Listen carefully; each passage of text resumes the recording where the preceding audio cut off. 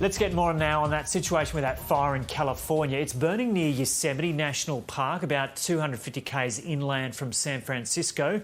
Joining me now from Auburn, California is Kim Zagaris. He's a retired state fire and rescue chief for the state of California. Chief Z, welcome. So what's your assessment of how this fire is burning now and its likely course over the next few days?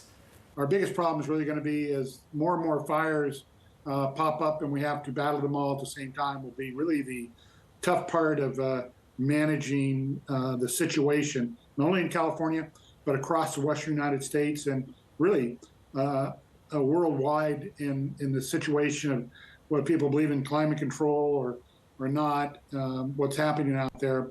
But we're really, look at UK, we're really struggling in a lot of areas and it just seems to continue to multiply. That's only followed by what you're experiencing right now, your rain and flood season. Yeah. And so you mentioned the drought before. How long did you say that had been going for, and just how dry has it been in the last 12 months in parts of California? Extremely dry. We're really, we've been in a several-year drought, and while we had a couple peaks, where we had good rain, it's not been enough for the fuels to recover.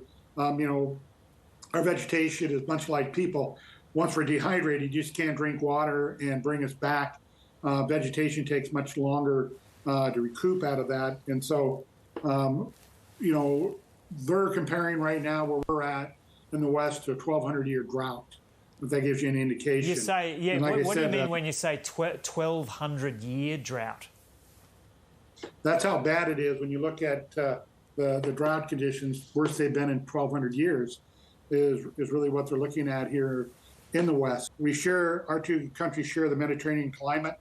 There's a lot of similarities. We have agreements and relationships between California and Australia, but the three items that really hit us are wildfires, floods, and the drought situation. And we both seem to learn a lot from one another, exchange a lot of information and exchange a lot of technology on how we're handling it and how we can do things better. How do you feel about what governments are doing to address the root cause of this?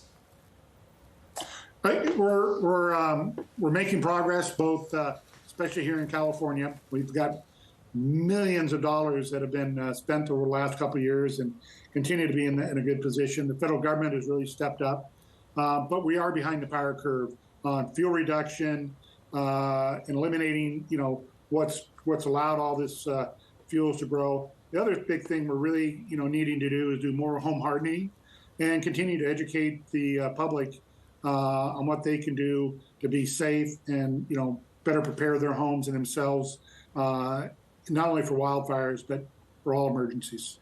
Been fortunate enough to both speak and teach in Australia, and I think, a lot to learn from both countries.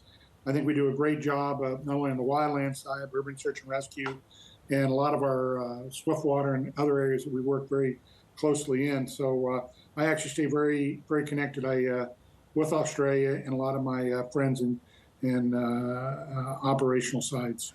And do you believe the world has woken up to what's going on and is addressing things appropriately now, or there's a lot more to do? Actually, a lot more to do.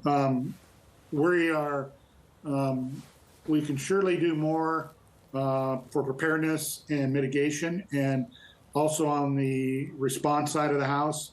We've got a lot of emphasis on response. We've got to continue on the mitigation and the preparedness side of what we do. Yeah. Okay, Kim Zagaris, thanks so much for talking to us from Auburn, California.